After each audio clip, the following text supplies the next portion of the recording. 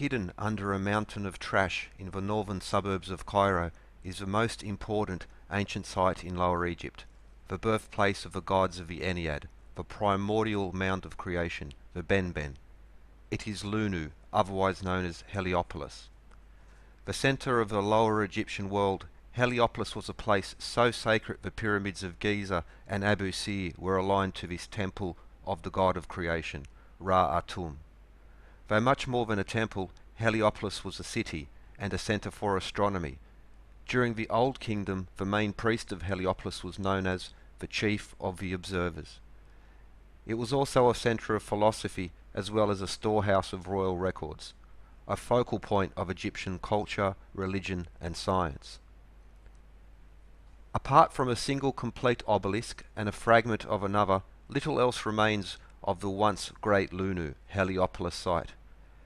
Buried beneath mountains of rubbish and threatened with development as Cairo's large and densely packed population continues to expand.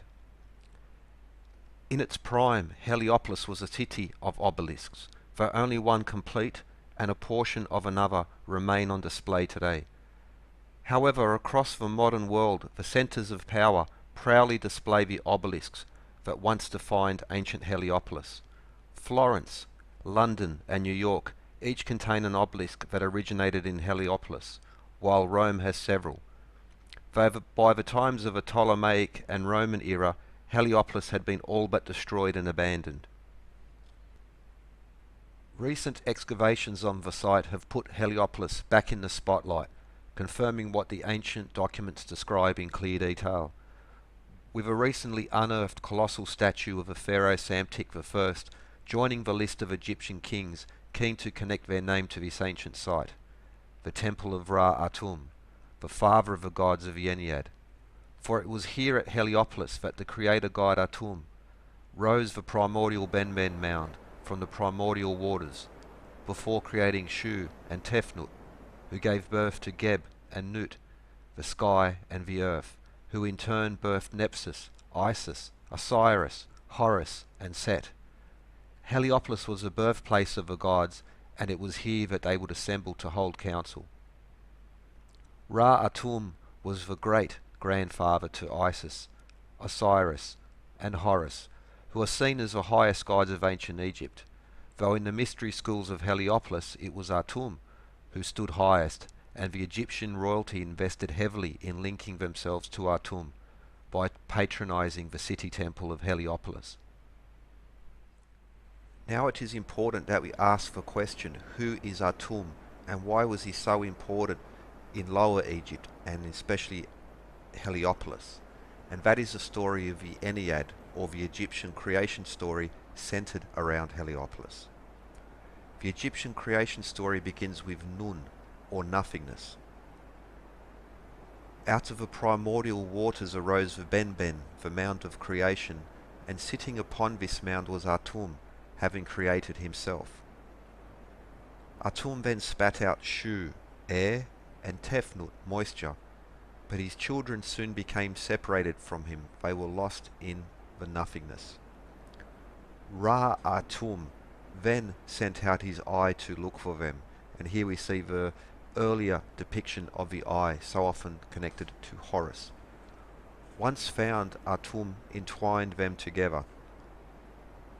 Atum then rested, kissing his daughter Tefnut, so by raising the mound Lunu, Lunu being the original name of the city of Heliopolis. Shu and Tefnut then gave birth to Nut, the sky, and Geb, the earth, the sky and the earth being the grandchildren of Atum. Nut and Geb then gave birth to the gods Nephthys, Horus, Isis, Osiris and Set, they being his great-grandchildren, so by showing the important position of Atum, being the father of the gods, the creator of the world in essence, having created himself and having risen the mound, which is now known as Heliopolis, or as was then described, Lunu. Personally, I find the parallels between the creation story of Atum and the Ennead as compared to the creation story described in Genesis to be rather interesting, to say the least. A simple change of order would make them essentially the same. That on its own, not so important. However, in Jeremiah 43:13, in various versions of the Bible, they specifically describe Heliopolis and the destruction of the obelisks and the temples there. Yet in the King James Version, they tell the same story, but they've simply changed the name to Beth Shemesh. So most Bibles will describe it as Heliopolis, Jeremiah 43:13, while the King James Bible will describe it as Beth Shemesh. What is Beth Shemesh? It is the house of the sun. Beth, house, Shemesh, the sun god, the Mesopotamian sun god Shamesh or Utu. Here we see the names have simply been changed, but there are very curious, interesting parallels between many apparently unconnected traditions and cultures. The center of Ra-Atum worship since the Old Kingdom, Heliopolis marks the spot where Atum lifted the Benben mound out of the primordial waters. Recent survey and excavation work has shown that it indeed was once a mound that rose above the Nile flood, and that has been occupied since before the Old Kingdom.